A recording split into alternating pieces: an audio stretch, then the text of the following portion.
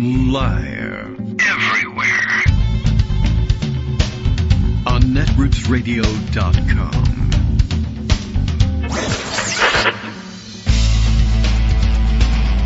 David Waldman. Kagro. In the morning. Now, here's David Waldman. Hey, good morning, everybody. How you doing? It's Thursday, August 15th, 2024. Time for another show.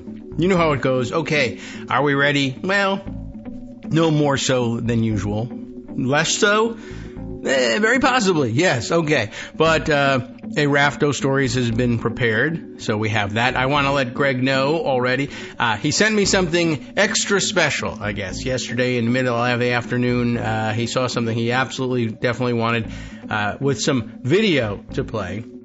And I think, actually, you've probably all seen the video, maybe already. I don't know. It sort of really took off. But if you have not, then you need to. But you can't because this is radio. But you can hear it, and that's important. Plus, we can comment on it. I did some extra work. I queued it up in the soundboard, so I think we can play it, pause it, rerun it, etc.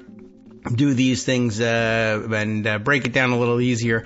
I think I can still pause the thing. All right. Well, at any rate, it should be ready to go.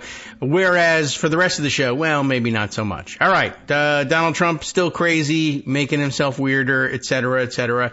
I understand he went on a lengthy rant about Tic Tacs yesterday. That seemed to be somewhat interesting. I guess someone must have, I guess he still carries packages of Tic Tacs around with him wherever he goes. I did see an interesting theory about that. Of course, the original theory was, equally disturbing, which was, of course, that he would be downing Tic Tacs all the time so that he would be that much more pleasant when he snuck up on you and tried to kiss you. That is to say, he thought he was doing everybody a favor. First of all, not only am I kissing them, which is a favor anyway, and probably worth at least $20,000. He also figured, well, they love me because I smell so good and my breath is so sweet. So he carries Tic Tacs with him wherever he goes. That's what the teen girls like these days, Tic Tacs. And someone must have given him a box of what they now sell. In addition to regular Tic Tacs, they now sell apparently large tubs of small packages of Tic Tac. This is a way, of course, to get more plastic both into circulation and probably into the human body. But I'm not really certain why this is or why they do this. Maybe is it for Halloween? Give Tic Tacs out for Halloween? I don't know. And it looks like they're little teeny boxes. It looks like they hold, half a dozen Tic Tacs, which is really probably all that the average person actually needs to be carrying with them, but not Donald Trump. Anyway, someone must have given him one of those, and he was holding it up saying, this is an example of inflation. Everyone understands. We shouldn't even say inflation. People don't understand it. It's a very complicated term. It's not. Everyone kind of understands inflation by now. This is what Tic Tac is doing, although he called it Tick Tick for a little while. This is Tic Tic now. It used to be like this, look. And he had 2 boxes of Tic Tacs on him, which is also unusual. And you might even say weird. Anyway, I don't think he realizes that that's a Tic Tac mini. I think he thinks that he's got like the last of the good Tic Tacs, which they've discontinued and they've now only put them in the tiny boxes. But, this is a guy who thinks stealth planes are actually made of invisible materials. And it's come to light in the last couple of days that, among other things that he misunderstands, that he gets upset when he talks about border issues because of all the visas that we're giving out and those he thinks are credit cards and that people are coming for political asylum. And I think that's what makes him think of Hannibal Lecter because he was in an asylum. He, thinks that wind power means that the TV turns off when it's not windy outside. And so now he's misapprehended what's going on with Tic Tacs and not looking any less weird for it. All right, Greg Dworkin is here. That is not weird at all. Let's get right to it. Good morning, Greg. How are you? Good morning. The whole thing is that he's really upset that Kamala Harris is very popular on Tic Tac. Yeah, I guess so. Tic Tic, even. And don't forget, Tic Tacs are what he carries in his pocket so he can take a breath mint before he sexually assaults somebody. Right. Exactly. Oh, right. The theory I saw circulated now was that his staff keeps him fully stocked up on Tic Tic mostly so that they can smell him coming and he can't sneak up on them. Oh, they can smell him coming. Although, anyway. Yeah, I what think they should so. do is just dump the ticks, into his pants. I guess that would probably help. Anyway, yeah, he seems obsessed by this. I had to look it up because I couldn't see. He wanted to know. Can everybody see this? No, can't see what you're holding up. But I don't know if everybody can see this, but this is tick-tick. This is tick-tick now. Anyway, Kamala Harris. The whole point is that his staff is still trying to get him to be a normal candidate. So they set him up. Yes. In a tiny venue in North Carolina, much smaller than the bigger venue next door because they knew he couldn't fill it. You should go to the barbecue place. 2,500 or so, and even that, I think, had empty seats. But they wanted him to give what they billed as an important economic speech. Oh, right. I forgot that's what this was. Tick-tick.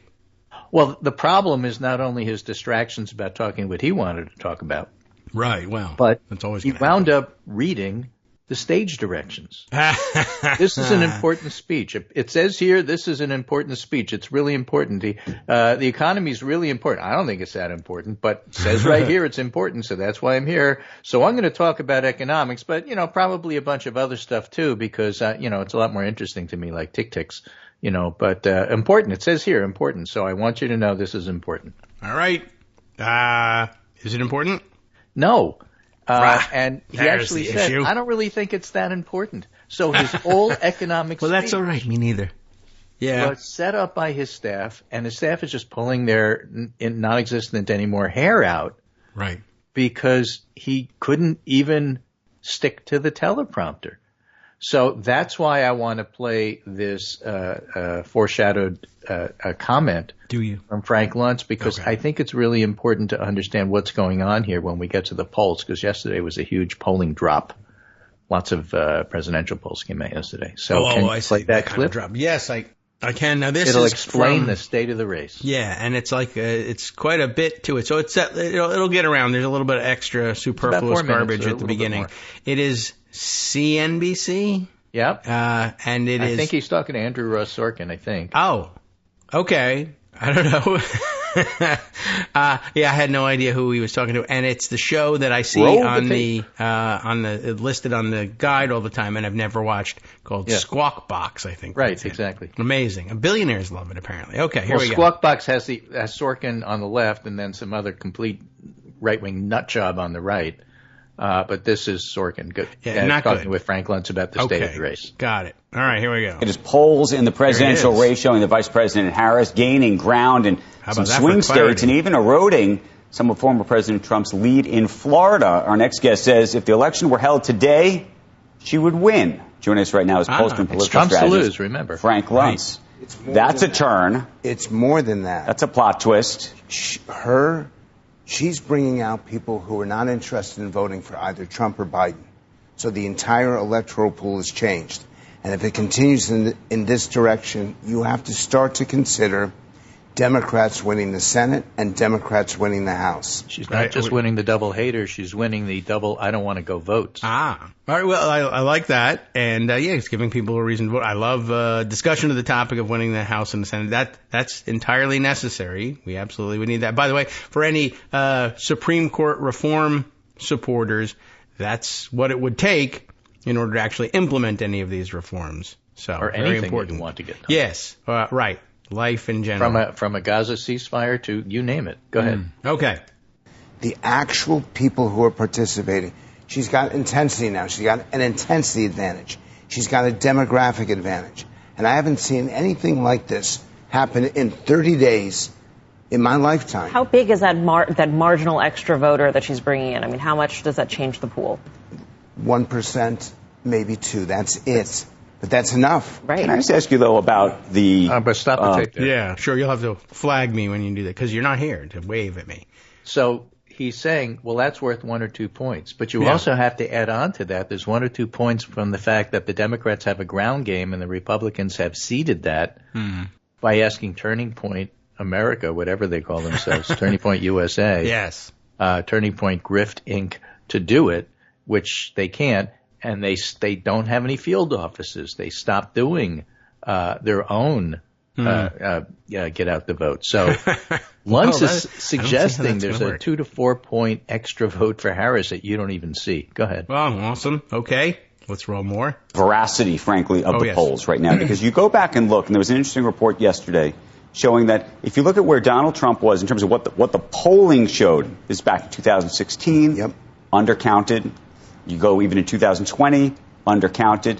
And so you start to think about the margin of error situation where maybe she's up 1 or 2%, but is the Trump vote fully counted? But that's why my process is not just to do the numbers. It's also to do the focus groups, to listen, to understand why people feel this way. And now my groups are broken up by young women saying, I'm not voting for him anymore. Make no mistake, there are 3 attributes, 3 components. So you think it's a switch? It's not, because you just said, I'm not voting for them anymore. So you think they were voting for Donald Trump, and now they're voting for Harris? The people who are undecided have all collapsed towards Harris. The people who are weak Trump have all collapsed towards undecided. It's his broad shift. I'm trying to do a focus group tonight with undecided voters under the age of 27 for a major news outlet. And I can't recruit young women to this because they don't exist as undecided voters. That does sound rather important. Yeah, I mean, that's pretty amazing. He can't fill it out. Again, you have to step back and look at the big picture. Only 30 days. This is August, Olympics, vacations. The Democratic National Convention hasn't even happened yet. It's not Labor Day yet when people start to tune in. And despite all of that, compared to Biden, Harris has gained 5 to 10 points everywhere, which is absolutely unprecedented and unheard of.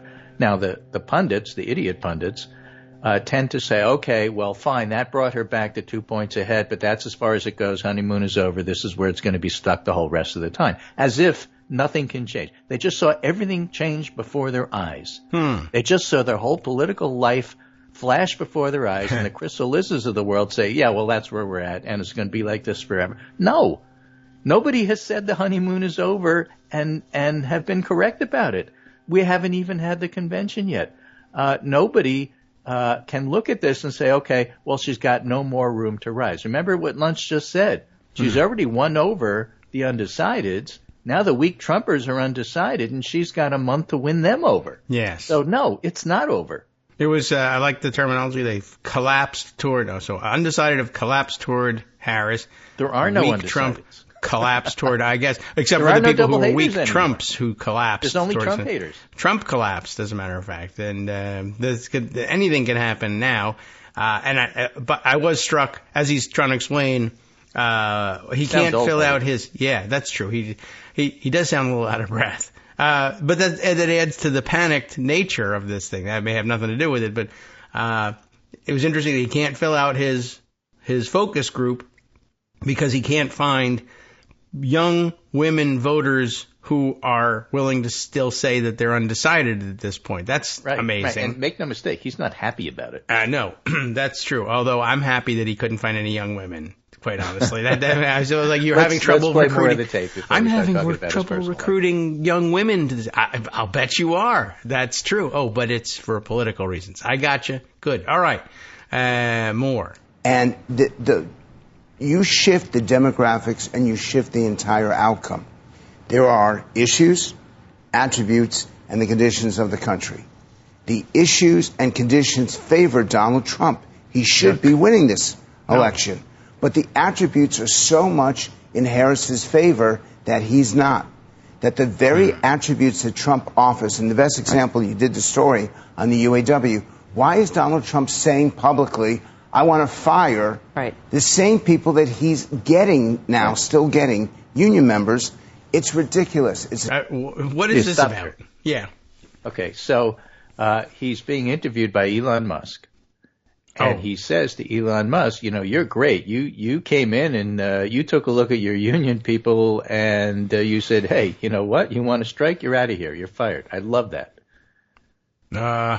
And immediately Sean Fain over at UAW said, this is why we call Trump a scab. He hates union people.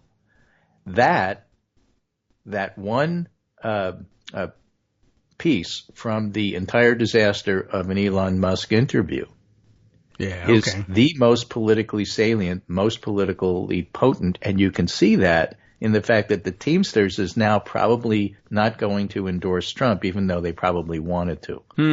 Yeah, I know that they might have done it already. Even. Not only because of contacts, but also, the fact that the head of the Teamsters was at the Republican National Convention as one of the speakers. Yes, that's but why I you guess I can't thought they'd done say to the Teamsters, "You guys are great. I'm so glad you endorsed me. Now you're fired." It shouldn't work. Would Trump fire people? But that's his whole brand. He did 15 years or however long of The Apprentice, but he's very bad firing people. Of course he'd fire us. Why would we not believe it? Yeah, I mean, that is his signature line. Although, as it turns out, in real life, he usually left the firing work to others. Yeah, but that's besides the point. Yeah, you're still fired. Want to convince people he might actually fire people. That's not hard. That's his brand. Yeah, that's difficult to get away from. So that loses people. Again, you don't win by subtraction. And so that was just a disaster of an interview for a lot of different reasons, but that's what they're talking about. Yeah, even these two here doing the interview who are, I don't know who the other anchor is. I don't know who the lady is who's the other co-host. I don't watch She's a little, she reveals herself a little bit, I think, in the rest of this segment. All right, we'll continue on. There's more. As though he's lost control. And I know that there are billionaires who watch this show who are spending a lot of money on Donald Trump, and they don't understand why he's committing political suicide. Okay. I was interested in that too, like just to drop that. And I guess he knows who he's talking about there too. He knows his audience. I thought it was interesting though, and I'm not certain whether he's fielded questions from particular billionaires who he then said, "I'm going on the show, you should watch it," and they said, "Okay." Or whether it was interesting. No one understands why he's doing what he's doing. I know billionaires who don't understand what he's doing. Well, like they're smart because they're billionaires. How could they not understand? There was a discussion about polling yesterday and what it means and what it doesn't mean. And somebody who's an actual pollster said, look, let me just give it to you straight. Okay? Okay. Polling is imprecise. Professional campaign people use polling to figure out where they need to go and where they need to direct resources. Yes. Donors use the polls to figure out where to put their money. That's the only thing they're useful for. Yeah, I guess, right. So if donors are looking to see where they should put their money, and Trump keeps, as Luntz says, committing political suicide, and Luntz is on this particular show, CNBC, Squawk Box, that the billionaires watch, and Luntz is telling them, you are wasting your money on this guy, that has some significance.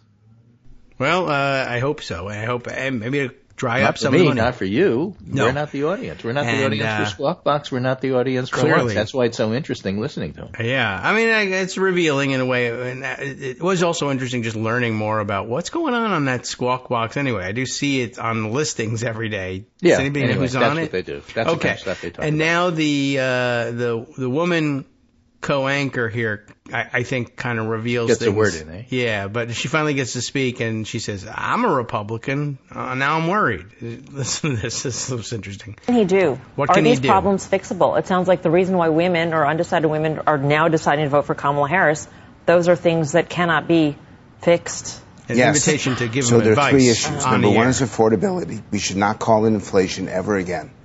It's housing, health care, food, and fuel. And the people that Trump needs cannot afford it either every week or every month. Second, wasteful Washington spending, which you're not talking about anywhere. This was an issue over the last 8 years. Hard-working taxpayers hate it when they see their money being wasted. And third, it's not just immigration, it's safety and security. And I brought the headline here. I look at this. I walked into your office. I don't know if you can get this. This is the New York Post. It says $5 billion, shocking amount New York City taxpayers have spent on migrants, and it's still going up. And this people will look at this and go, damn it. Right. Or even worse. Trump worse. should be winning. But the attributes, there are three things that people are looking for there. By the way, it's a cube. Three different areas, four different components. Number one, who's got results? Trump actually can show it. Trump has the advantage there. No. Number two, a detailed plan of action, which he's about to release tomorrow. And number three is genuine accountability, weeks. which the public thinks no one does. Let me ask you. So that's the end of the segment there, and of course the guy from the left, what's his name? Sorkin, not Aaron, the other Sorkin.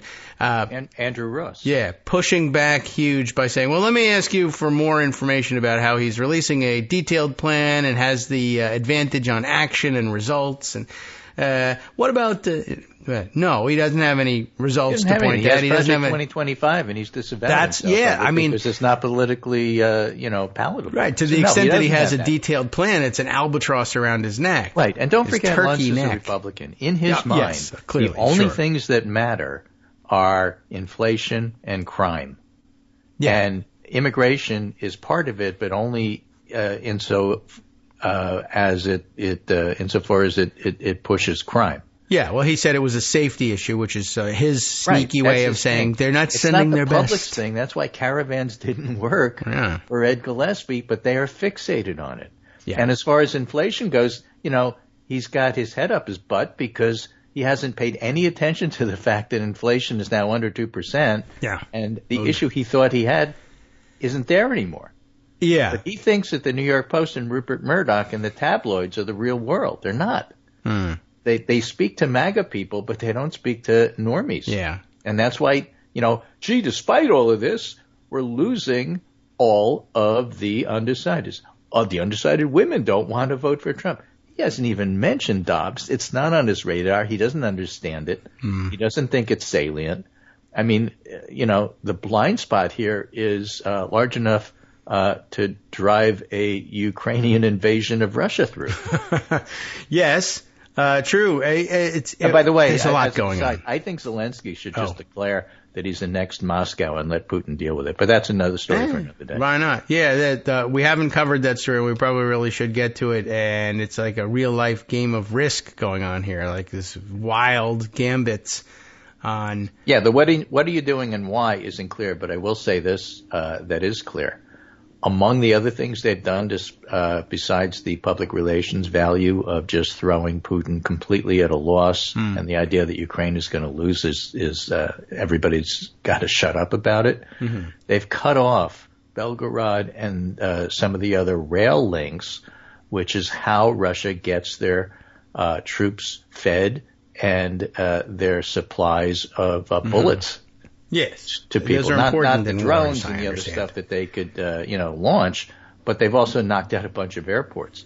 So what I'm saying is that among the other things Ukraine has done is kind of start to shut off the materiel supply and infrastructure into Ukraine for Russia to support their part of the war. So that's part of why they're doing this. It's been very interesting. It deserves a lot more close inspection than we have time for or that we've been able to research, and I didn't want to get too far astray from the topic, but that's true. We should acknowledge it. Everybody knows that it's going on and it's worth talking about. This too, worth talking about. Now don't forget, Trump wants to just let Putin take over. So this is another thing that, Republicans just don't get it. Luntz just doesn't get it. No, he doesn't have the issues, as it turns out. That is bizarre. Even one of the ones he mentioned, healthcare.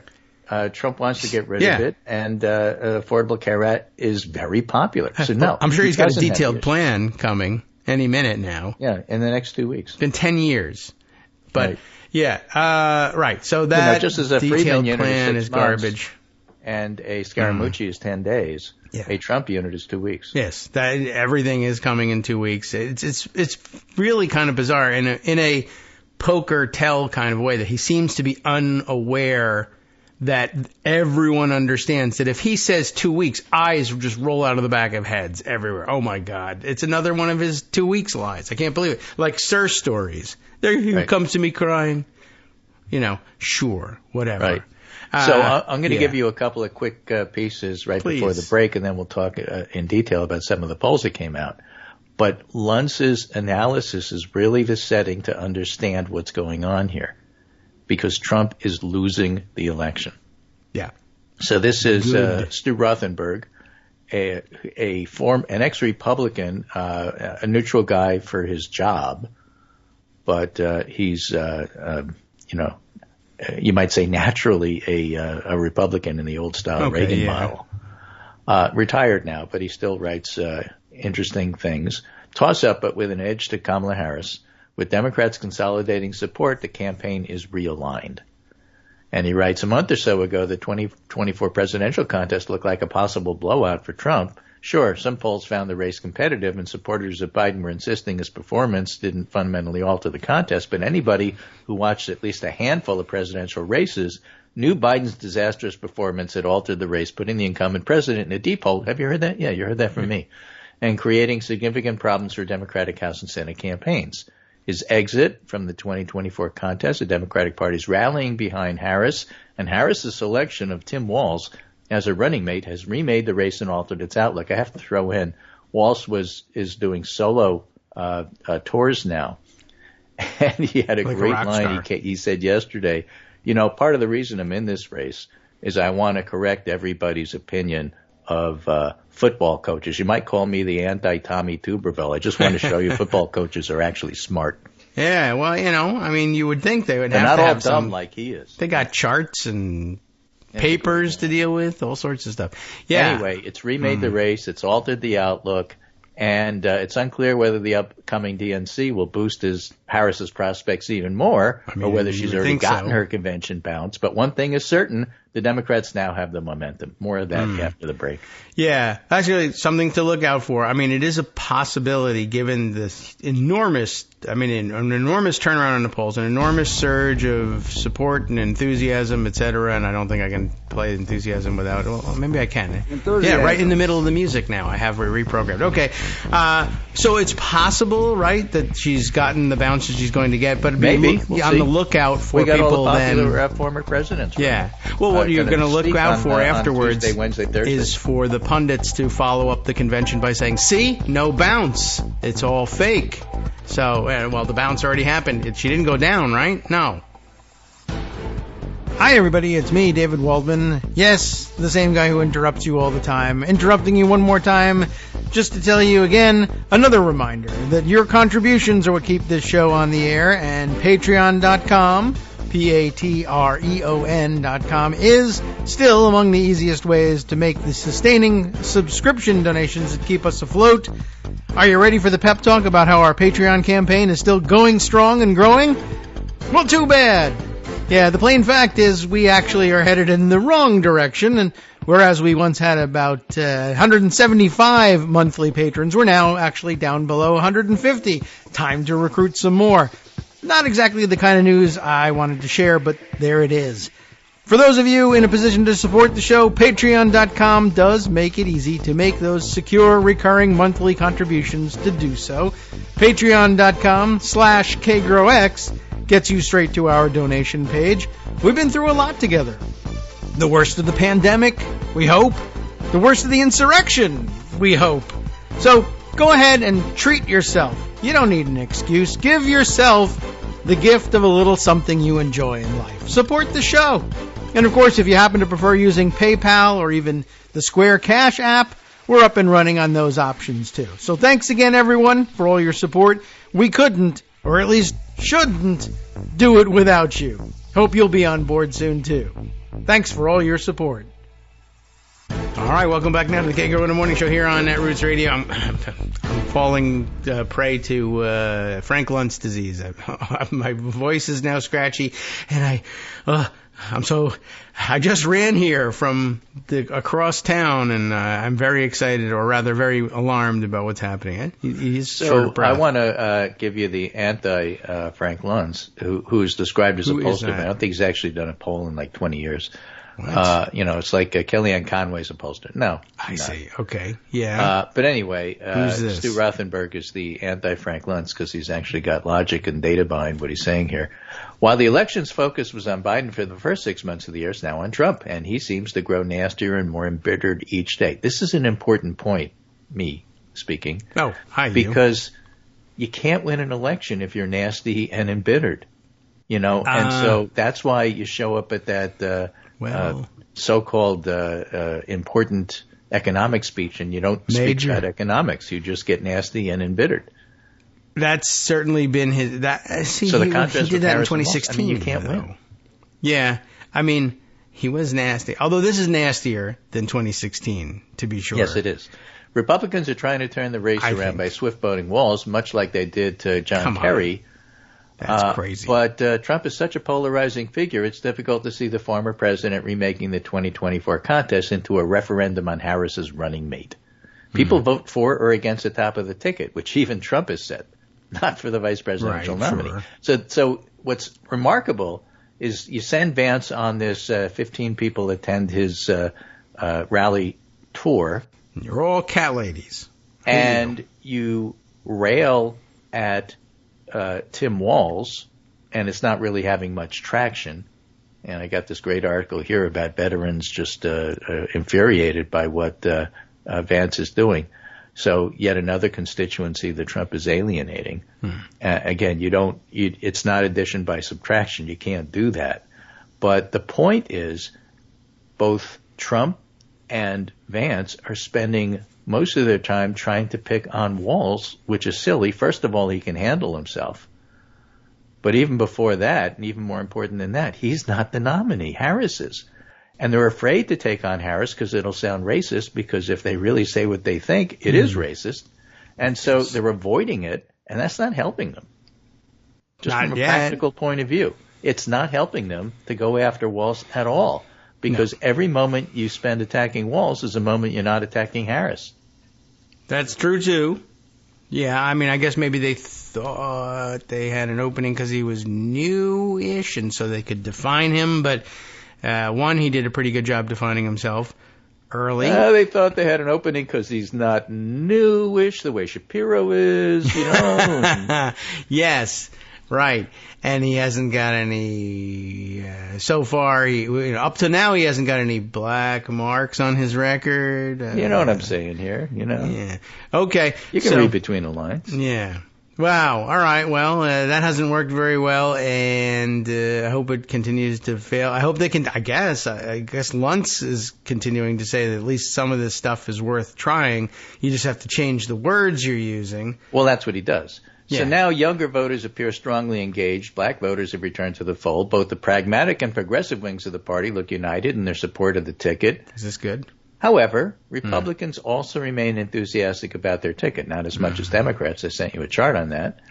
And they see the economy, immigration, and crime as liabilities for Harris. So those are the issues. It's always the issues. Those three are always the issues. And what you're supposed to do if you're a normal candidate is you take your talking points, you get one on each, 1 point on the economy, 1 point on immigration, 1 point on crime, and every single time you have a question, you answer with one of those 3 points, no matter what they asked you. What's your favorite color? Well, see, the thing is, the economy is really bad. Well, see, you can screw this up. Your kids go to school? Oh, well, immigration is such that they can't go to school. Well, what about crime? Well, I'm afraid to send them because they can't walk to school because of the crime. Yeah. You're supposed to focus everything on that. Trump cannot do it. He's incapable of doing it. He's not going to learn how to do it in the next 45 days. And then voting starts, so again, he's in a pickle. It is possible to technically follow the instructions and still screw it up, as I was imagining. No, because he would read them. Well, I was imagining him saying... I was told to say these 3 talking points here that have nothing to do with your question, but let me just answer them in the way I'm instructed. What I'm worried about is, what's your favorite color? Crime. Wait a second. You're right, that's not a color. But it's true. Itself, right? Okay, there is some nuance to how you give these answers, sir. Yeah. Tears running down my eyes. You spend some time at Bedminster like you do over the summer and some time in Mar-a-Lago. What's your favorite place? Immigration. Right, yeah. I put immigrants all over the place there. They bring me my Diet Coke. In the summer, and I immigrate back to Florida in the winter. Yeah, so I get asylum everywhere I go. By the way, Mar-a-Lago, Bedminster, both, chock full, imported labor, top to bottom. That it isn't paid, but that's another story. And it's only seasonal. Kick you right back out. Which he thinks is great. Stu Rothenberg goes on to write, all things being equal, Harris has a slight advantage over Trump. She's likely to be preferred among the so-called double haters, those who dislike both, and undecided voters are more likely to be attracted to the Democrats' optimism than the Republicans' darkness. Yes. And these key voters are also more likely to find Harris and Walz more personally appealing than Trump and his running mate, J.D. Vance. But, more than that. Yeah. more than that. I mean, they hate Vance. Yeah, they sucks. do. He's I mean, the that's worst. what the polls say. They like Walz and they hate Vance. And that's the background at 9:36 to start telling you about the polls yesterday. Okay. Because About this is time. why the polls show what they poll. So let's start with 538, which blessedly now calls itself 538 rather than Nate Silver's insisting you write it out No. for reasons only understood by him, because it's a pain in the neck to do that. Branding. Is much easier. They about changed branding. their logo. And who's ahead in the national polls? The aggregate there, Harris 46.2, Trump 43.6. So no, it's not Trump's race to lose anymore. That's the whole point of Luntz's narrative, Race. and I'm glad you Rothenberg's mentioned narrative, that. and the 538 average. It's actually Harris's to lose now. Mm-hmm. I didn't say you brought up race, not me. Yeah, it's a race. Hey. Trump's laundry list of increasingly bizarre claims, says the Washington Post, his ridiculous claim about Harris's AI'd rally crowd being non-existent is just the latest, and it's like a top 10 list by Dave Letterman. Yeah. Harris's rally crowds didn't exist and nobody was there. Let me just give you a sample. Biden prepared to have the FBI assassinate me. Democrats' messaging is to blame for the assassination attempt. Biden faked COVID. He didn't have COVID when he said he did. He was faking it. Interesting. Trump went down in a helicopter opposite. with Willie Brown, which didn't happen. Biden will try to reclaim the Democratic nomination in a coup. Mm-hmm. Harris only recently identified as black. We're only to number 7. There's still 3 more. Oh, no. Trump's January 6th crowd was bigger than Martin Luther King's. Other countries are emptying their prisons and sending criminals to the United States, including Hannibal Lecter. Democrats want to allow killing babies after birth. You name it, it's bizarre. Sure. And, who does that help? So now we get the actual poll results. So let me just give you a quick sample here. Monmouth, which doesn't specifically do head-to-head the way the others do, but what they ask is, who would you support? Not who would you vote for, but who would you support? Kamala Harris, 38% definitely, 10% probably, that's 48. And Donald Trump, 33 definitely, 10 probably, that's 43. And for Harris, 44% say definitely not. Donald Trump, 49% say definitely not. That's a lot. That's a lot. So he's got about a 43, 44 point ceiling is the point in that particular poll. And Monmouth also is the one that picked up the enthusiasm about the Trump-Harris race. I knew somebody was picking that up. There you go. In June of 24, with Trump-Biden, enthusiasm for the race was 71% for Republicans and 46% for Democrats, 34% for Indies. Now, 85% for Democrats, 71% for Republicans, hasn't budged. And the Indies have gone from 34 to 53. Enthusiastic about the race. Enthusiasm. There's many enthusiasms in that. Yeah.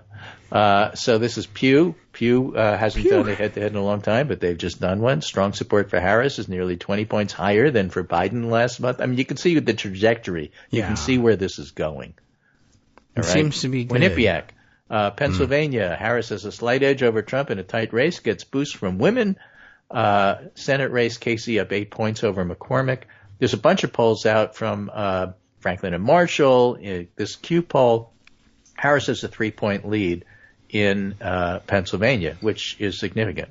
And then there's the Equus poll out with further signs Kamala Harris entrance reset the Latino vote, where Biden was +5 among Latinos in the 7 most critical states. Harris is +19 after 2 weeks. All right. Well, I hope Joe's not reading this. Right? Nevada Independent read this and said, in Nevada, it's even more important. Harris is winning back Nevada Latino voters who soured on Biden and Trump. Culinary Union recommendation endorsement is a big deal. Yeah. Harris has been aggressively campaigning in the Sun Belt, finishing off a tour of battleground states this weekend in Las Vegas.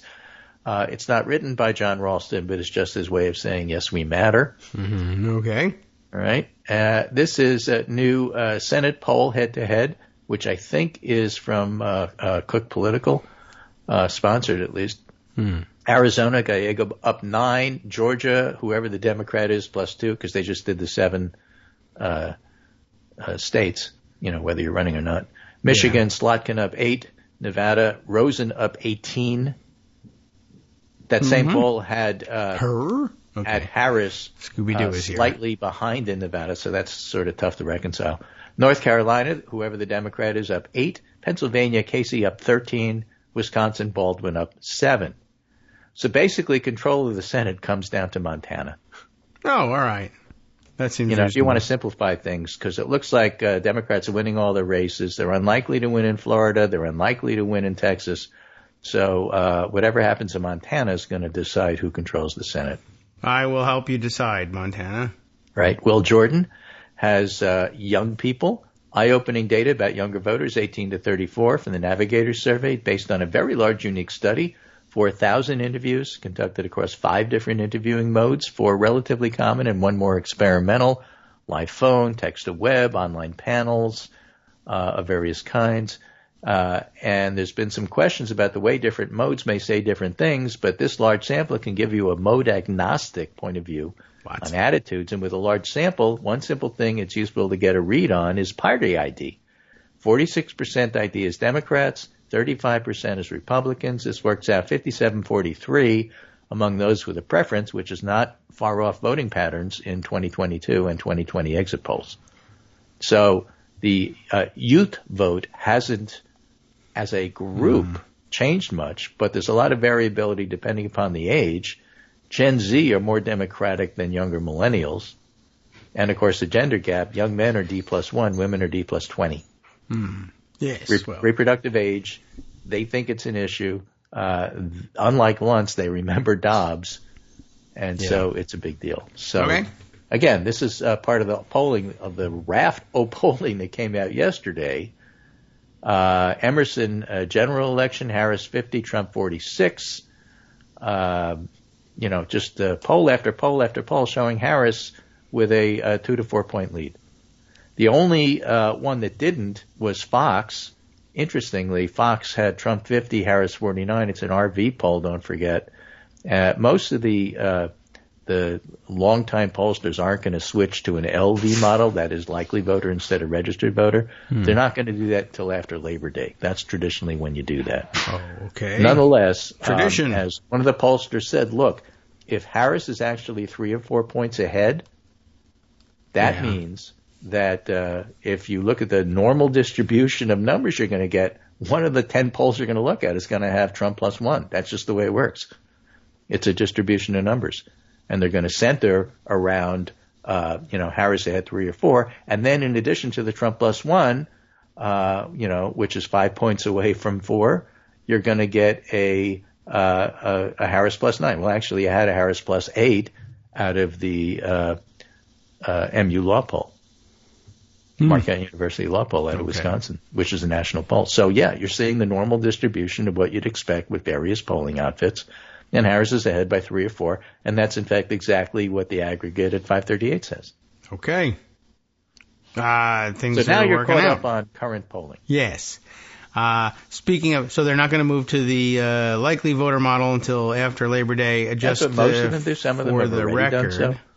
Yeah, okay. I'm just Remember, curious. we always have this discussion. Well, what's the likely voter this year? How do you know? Right. Well, a likely voter wasn't young. Well, now it is. Did your polling model change? I don't know. I will you don't simply tell us that. That's a secret sauce that you don't ever, let out because it's your way of doing things. Right. And I imagine they're all having to, well, see, you would think they'd all be shifting earlier with early voting, et cetera, but, I guess not yet.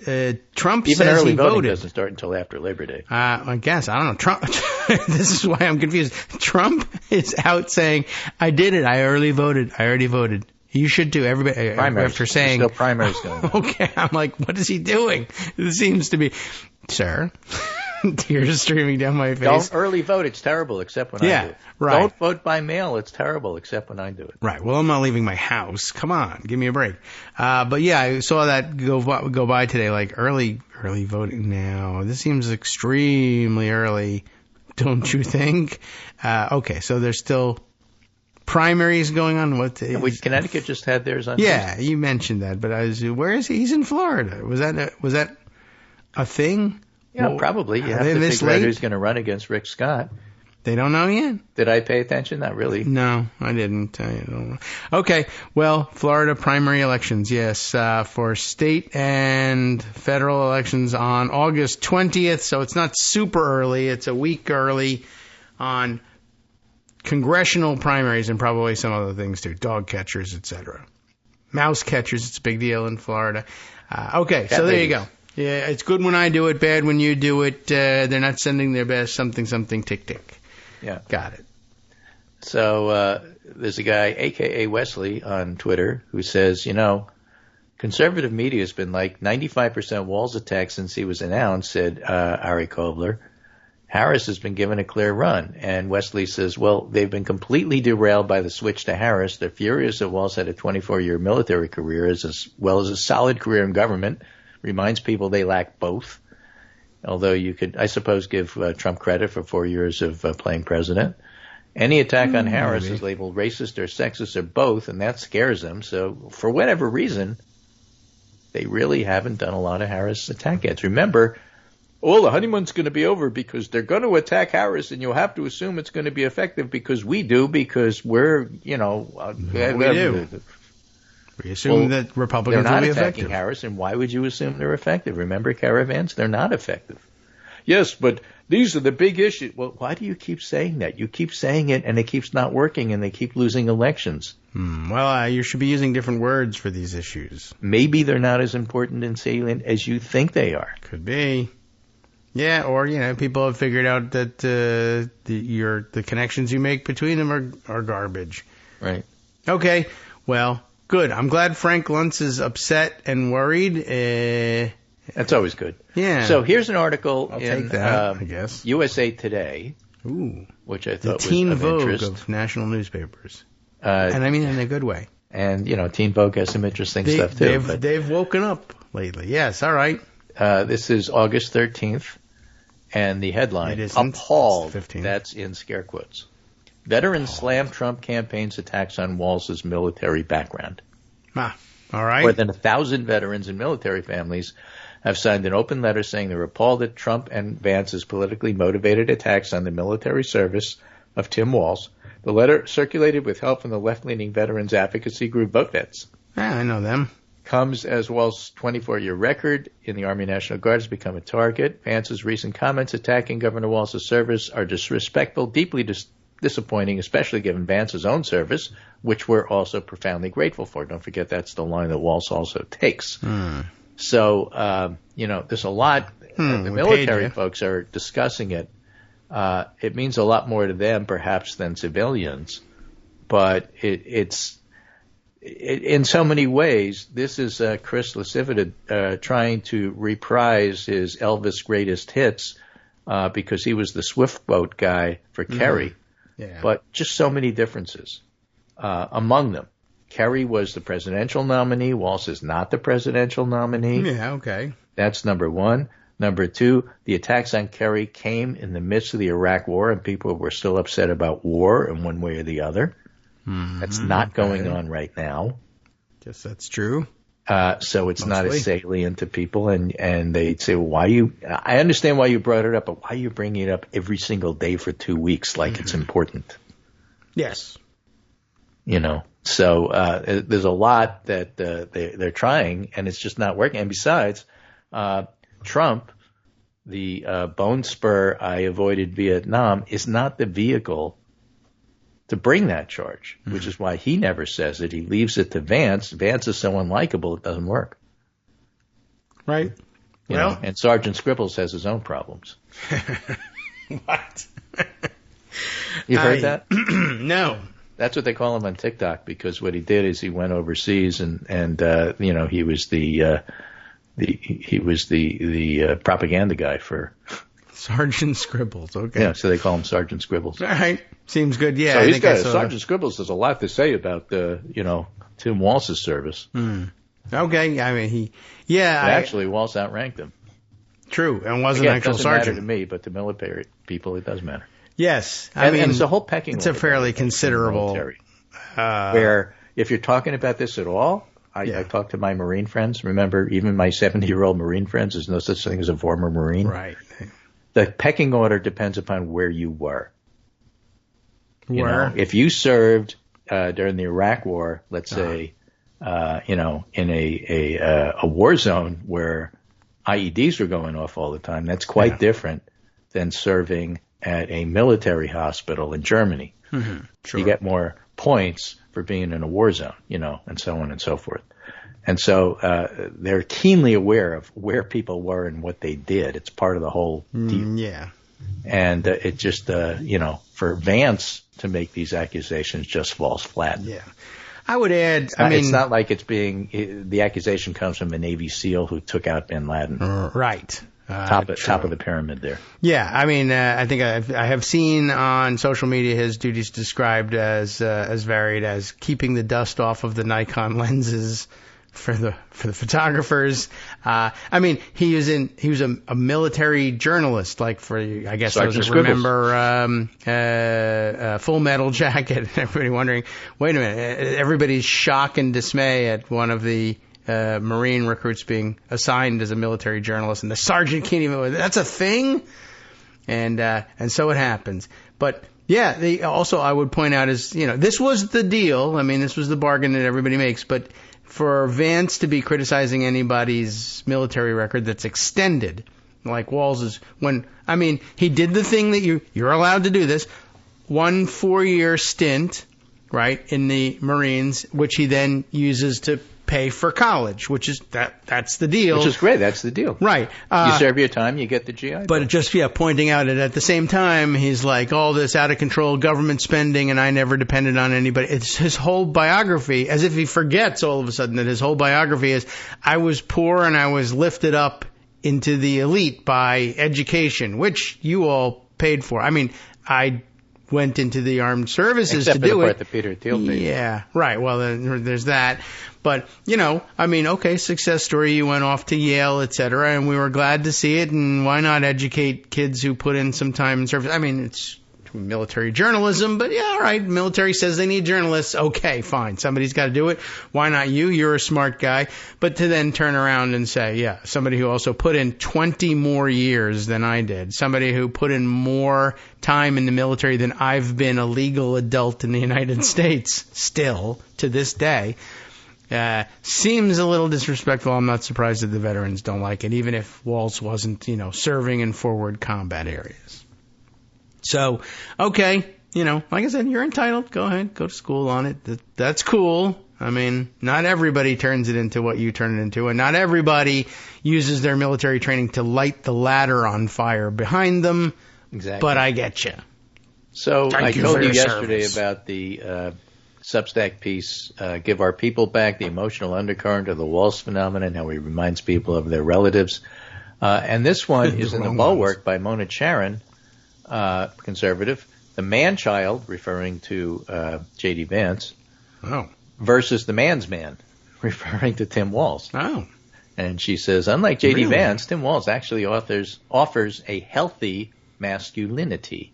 Men are struggling in our society. Boys are falling behind girls. Tim Walz, whose politics are to the left of most Americans and certainly most swing voters, has been welcomed not as a box-checking progressive pick, but as a Midwestern dad who poses with his hunting dog, served for 24 years in the military, coached the high school football team to a state championship, and is smarter than Tim Tuberville, I would add. He's a man's man without being a strutting jackass. He can speak of volunteering for the National Guard at age 17 and then segue to naming his first child Hope after years of infertility. I don't know if any of this factored into Harris's calculations, but a good male role model is an excellent foil for the swaggering, snarling, cartoonish version of masculinity on offer from the Republican Party right now. I think she's making a really, really good point. Yeah, and I know she's sort of slowly, you know, or maybe she's occupied the same space a little bit. Mona Charen was kind of a snarling conservative back in the day. Yeah, I mean, and she was advocating the same things. It's just that, yeah, everything has shifted so far right for Republicans, MAGA. Just out of logic and such, she was never my favorite of the conservative writers. David French was.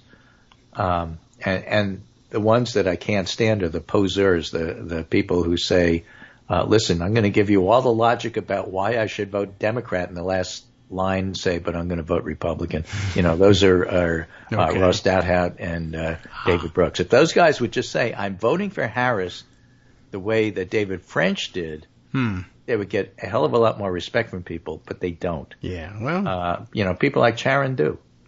Yeah, I don't know. I think it's just, she's been pretty good. And this is an important point to make because, for a long time, it's interesting. Like, they used to think, you say she didn't move, everything moved around her, and I think that's certainly true. And I think her model for, masculinity at the time, I guess, like with everybody of her age, Reagan, and, he had a certain amount of swagger, et cetera, but there still was this sort of like, aw shucks, dad quality to it. And I don't know, maybe the leftovers of the old greatest generation, having served in World War II, but not talking about it all the time, not always. Like now you got to be, if you're running for office, I was a SEAL and I killed everybody and I hold women prisoner in my basement and I'm happy about it. Vote for me, I'll kill you too. Yeah, right. And no, that's psycho crap. We don't want anything to do with that. We want people to have done this stuff and come back and be like, I don't like to talk about it. Oh, I'm sorry to hear that. Like, are you okay? Yeah, I'm not, but that's actually today, the model. It wasn't yesterday. I don't know about tomorrow. That's the model. Not a healthy model necessarily. I mean, of coming back from war, but somewhere it morphed into I murder everybody and it's great, and you should murder people too. That's actually weird. We don't like that, and especially if it turns out you were just taking pictures. Another model is just a wonderful, wonderful. Yeah, it doesn't help to be like, we're not making fun of the damaged folks. We're just pointing out that that's not the role model. Okay, I'm glad to see that there's a better one, and that people remember it. And it's not hard to imagine why people who have no experience with the softer. I don't know what the softer, even Reagan model, don't know anything about that you can do this sort of thing because it's been a long time since they weren't hyping death. That's weird. It is. It's weird. Men can feel joy, asked Tim Walz. Yeah. Okay. And if you haven't experienced any, that's a good reason to talk to him. Maybe you will by the end of the conversation. I would say J.D. Waltz needs to spend some time on the psychiatrist's couch, but that doesn't help him. Don't put him anywhere near the couch. Right. Honestly, you just stand over there and tell me about your childhood. Thank you. Stand up and tell me about your childhood. That's unique. You know who the patient is. I don't want to violate HIPAA, but all right. Well, we'll see you Monday. All right, welcome back, everybody, to the Kagro in the Morning Show here on Net Roots Radio. Hey, sounded like the beginning of an insurance commercial. I was just wondering how I could bring all my medical costs down. Me too. Well, I've found a way. Really? All right. Well, anyway, I do have a commercial of sorts. I want to tell you that over at Daily Kos Elections, it turns out there are... what? I don't know. They're launching their own down-ballot Substack. They are, how do they put it here? I don't know if they're entirely separating, but they're sort of spinning off Daily Kos Elections into the down-ballot, which I think they're doing via Substack, but you find at the-downballot.com, and David Neer, sitting at the top of the structure there, wanted everybody to know that they're doing that. I guess it's their launch day, and maybe you want to check it out. Maybe you want to subscribe. I don't know whether that's something you read or not, but I certainly would recommend it. And he wanted everybody to know that was happening because that's the thing you do when you launch things. So I wanted to let you know that was the case. Downballot.com. There's a host of reasons why you might want to do that, and a host of social media platforms on which you are welcome to find and repeat their hyping of this launch. Perhaps that's something if you want to do. If you are a fan, perhaps that's something you want to do. If you've just casually been a reader of Daily Kos Elections all along, and want to follow along. I don't know what the relationship is going forward. I don't work there anymore. I don't know what's happening is between the two of them, but sounds like an exciting thing and probably a good idea. And, you need more elbow room to branch out and do more intensive election-focused things. And at the same time, at Daily Kos, you also want to be covering things like, hey, everybody is saying J.D. Vance is weird. That's true, and you want to give time to that. But where they really dig down deep into, we interviewed 4 people on this block to figure out what was going on in this precinct so that we would know what was happening in the county. That's where you can turn for all of that. So just wanted to let you know that was happening and give a shout out to our friends there who are starting this new venture and wish them the best with it. And hey, why not follow along? Because, there's also actually good political information to be had there. And we digest it for you very often here on the show. Greg more so than me, but okay. Well, at any rate, I knew that there were some other things that we wanted to tell you about, besides the Tic Tacs, etc.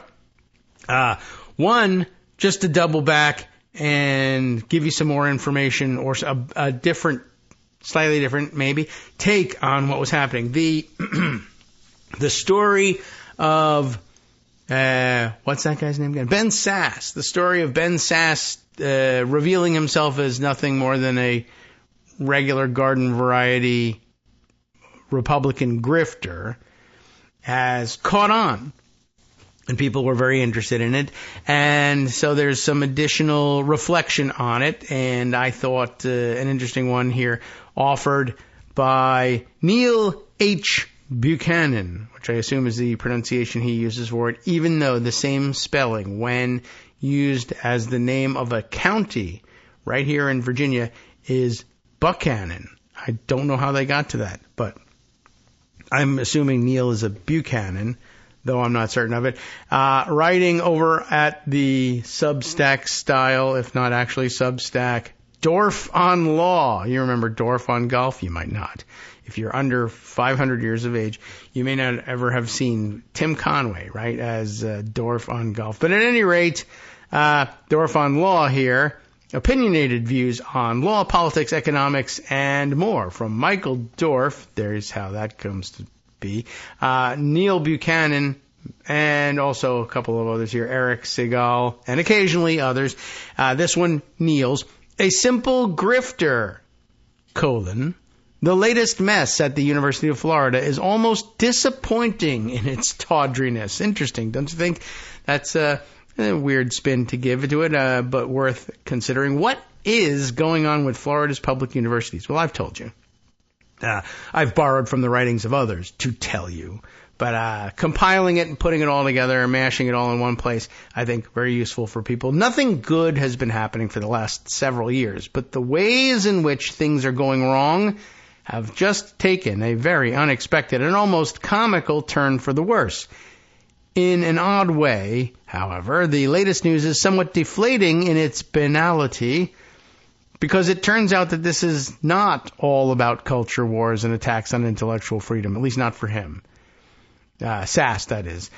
Rufo continues to insist that it is, although cashing gigantic checks from out of state while doing it. So expect this to become true of Chris Rufo, or eventually be revealed to have been true probably the whole time. But to continue on with Neil's picture here, as so often happens with Republicans in the Trump era, it is also a simple money grab, right? Not all about culture wars and attacks on intellectual freedom. Corruption. Corruption? Yes, corruption. Plain old boring corruption. You know, you're just a common thief. No, I'm an exceptional thief. No, not really. Important, but still a bit like the end of Game of Thrones. It is? This is how things turn out? I feel almost betrayed. Okay, I see what you mean. I don't know that I share the same sentiment, but okay. Even though Florida's awkward and unlikable governor, who does not even merit the now vogue descriptor weird, that's like that, has been out of the headlines after his ignominious flame out in the 2024 Republican primaries, he and his Republican crowd in Tallahassee have continued to try to turn the nation's third largest state into their version of uncanceled paradise, hostile to minorities, women, to LGBTQ plus people, and even to businesses. At least the ones they don't like, right? In one particularly ridiculous episode, that's not easy to say, particularly ridiculous, as I noted in a recent column, Ron DeSantis, Meatball Ron, recently pushed through a ban on lab-grown meat in his state. I didn't even realize we were going there when I threw in the Meatball Ron there. Lab-grown Meatball Ron. Saying, you need meat, okay? That's a very Trumpy way of putting it. You need meat, okay? I'm going to do it in his voice. Like, we're going to have fake meat? That doesn't work. As I wrote in that column, like, great argument. Good point. Although Governor Meatballs, he wrote that. Governor Meatball's attacks on woke meat reinforces his anti-business record and reminds everyone just how small he is. His larger agenda is anything but trivial. The Republican plan there has been fundamentally built around an unrelenting series of attacks on the state's universities. He is aligned with his party nationally in attacking America's world-renowned system of higher education for supposedly, quote, indoctrinating young people. But his actions in Florida were so extreme and threatening that they caused a lot of people, including me, not me, but Neil Buchanan, in fact, to leave. Did you know that? I didn't know that. How do I know where Neil Buchanan lives? Well, he just told us. We saw the writing on the wall, and although it was as incoherent as the governor himself, there was an unmistakable warning that the state's Republicans are hell-bent on destroying one of the state's most important assets. That is interesting. I am comfortably ensconced here in Virginia with, I think, probably one of the most comprehensive and advantageous situations in terms of state schools. They have such a broad range of excellent schools of each type. You know, of course, you know, at the pinnacle of the state university system, the University of Virginia, world-renowned, nationally renowned, I guess, certainly world too. But big in sports, big in academic reputation, etc. You know, old line type school, been around forever, so therefore we'll have a lot of ghosts as well. But that also just large-scale public university, newcomer, you know, public universities available at really such a range of options. Virginia Tech, George Mason University, smaller but still sizable public schools of national or growing national reputation like James Madison University, William and Mary, like small liberal arts enclave that also has been there forever and set in beautiful Williamsburg, and then of course Christopher Newport University coming into its own. Gosh, I mean, there's so many state institutions everywhere, and then Virginia Commonwealth University. You have an enormous number of state-supported options of different kinds, small liberal arts settings, large public universities, huge public universities, research universities, everything. And University of Florida, or rather the Florida state school system, didn't exactly have that reputation. It's not a California with the UC system. It's not Virginia with its variety. But it did have a large variety. And New College was a conscious addition to that would give them the small liberal arts college approach too. And Ron DeSantis has decided to kill that in its crib. Not just New College, but that whole emerging reputation for, you can raise your kids and send them through public school all the way through college right here in this state. And you don't have to search out of state for the kind of college experience that you want. And that's a huge, huge advantage. And Meatball Ron, didn't want anything to do with it. What does he know from this, right? He went to college. Yale. Screw the rest of you. I'm done. The rest of you can go to Dollar Store University for all I care. Besides, I don't trust any of you anyway. I'm the smartest guy in the room. Nobody's ever going to be as smart as me. So F the rest of you. I don't know. That's beside the point, and it's not the point that Neil Buchanan is making here, except insofar as it drove him out of the state. Anyway, I do have news, he says, about the content of those attacks on the statewide university system and its early impacts, especially on the flagship campus in Gainesville, commonly known as UF, where I used to teach at the law school. In the next week or so, I will write a column about those developments. 2 weeks. Very soon. Very short period of time.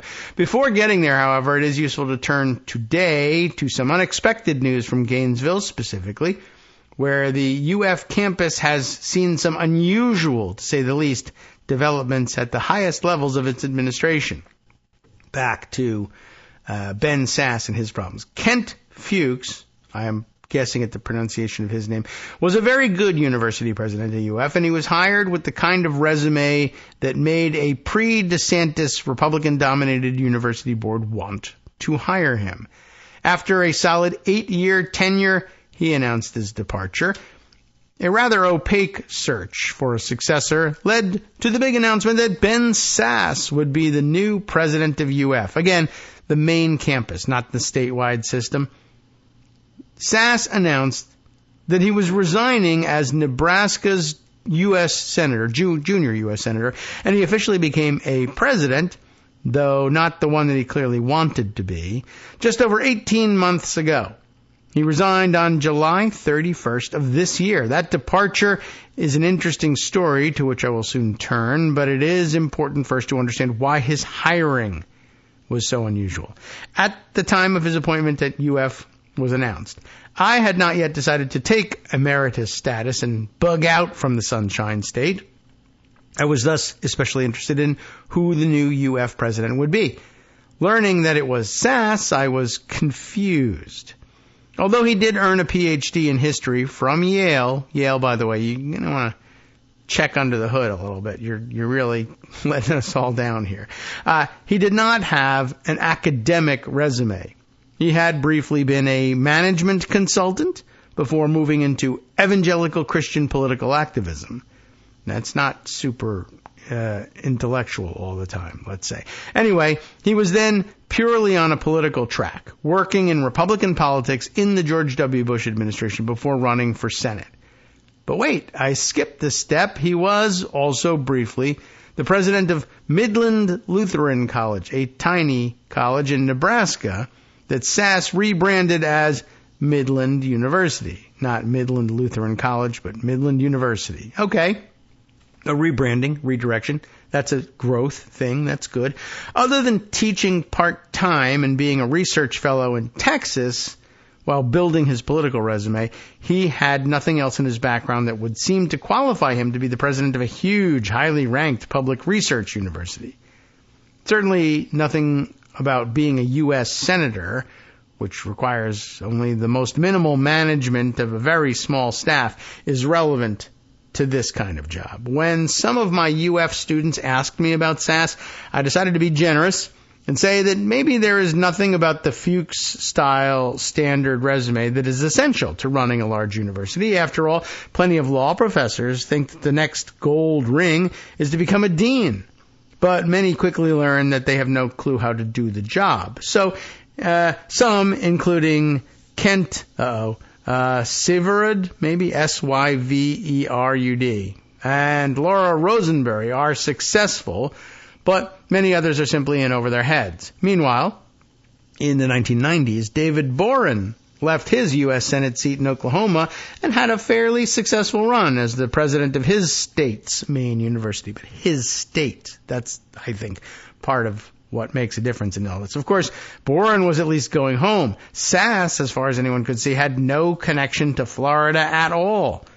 In any event, a record of traditional academic success is hardly sufficient to guarantee a happy outcome for university administrators, and I at least was willing to hold out the possibility that it is not even necessary.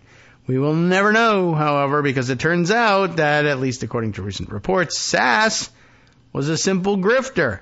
Yes, Sasse was also flailing as UF's president, but it has been at least possible to imagine that it was by design. That is, that DeSantis had specifically hired Sasse to ruin UF. Sasse was notably invisible to the larger community, and it seemed likely that he was spending his time behind the scenes, advancing the anti-intellectual agenda of his patrons, which is not a great thing to do at a major university, but Still, it is a thing you could be spending your time on. Sass's sudden departure is in one small way, disappointing to me, because I have been accumulating examples of his vapidity ever since he took the UF job. So he was like among the foremost experts in how dumb Sass really is. And now that's useless. But now I will never be able to use most of these stories. His periodic emails to the university community were a treasure trove of empty platitudes, much like the books that he wrote when he was trying to position himself for a presidential run. How insipid was he? Well, in 2022, New York Times columnist Carlos Lozada responded to the news of UF's romance with Sass by noting that Sass had issued a statement calling UF, quote, the most interesting university in America right now, unquote, which Sass would help to become the country's, quote, most dynamic, bold, future-oriented university. Aha! Lozada then noted that this was exactly the same kind of bland, trite pap that Sass had used in his 2018 book, Them, which Lozada called a generic, forgettable work packed with big think buzzwords, rehashing old arguments, cliches, and metaphors, passing for analysis, thought leaderese, masquerading as vision. That'll do it. Lozada wrote that Sass's book, quote, proved so paralyzingly pointless that upon reaching the last page, I found that I had nothing to say. It's difficult if you're writing a review of the book, right? He noted that Sass's word choices in his UF statement were predictably silly, interesting, dynamic, bold, the future.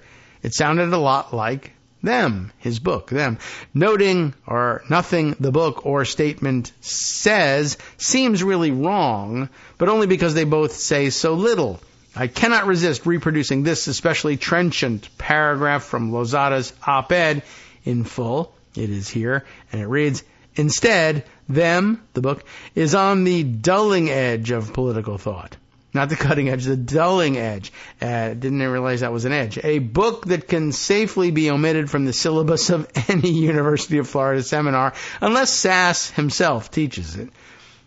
Quote, genuine wisdom will not just require just acknowledging the disruption of our ways of making a living, but also our way of thinking about ourselves, our identities, and our places in the world.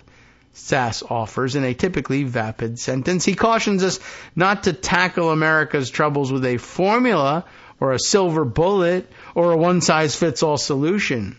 An impressive trifecta of triteness. Well, kudos to Lozada for the dulling edge. Ouch! In any case, it is bad enough that Sass's emails and statements to the public were so empty. That might even be forgiven in light of the audience. Somehow, however, Sass managed to be just as embarrassing in his emails to the faculty. Mixing some rah-rah nonsense in with buzzspeak, his emails were a study in nothingness.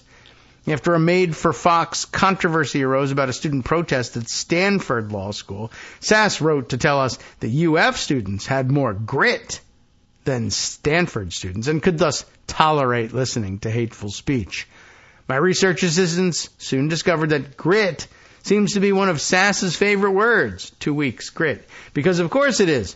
Indeed, in a single email to the UF faculty, an email that began with the one-word salutation, team, and ended with, go Gators, Sass informed us that our university's biggest brains and grittiest producers are changing the world, and that the state of Florida understands, quote, our belief in the importance of grit and resilience. For all the eye-rolling that Sass provoked, however, my take on the situation was that he was still useful to the people who hired him. Any hope that his minimal academic record might cause him to develop a backbone and defend the university was long gone, and it seemed likely that he was doing what he had been told to do behind closed doors. He was as bad as I had feared substantively, worse stylistically, and generally a non-entity, but there was still no reason to think that he would not keep doing what he was doing. And that all changed 2 weeks ago. An acquaintance who follows these issues sent me the announcement of Sass's sudden resignation from the UF presidency, adding her own two-word commentary. Blah.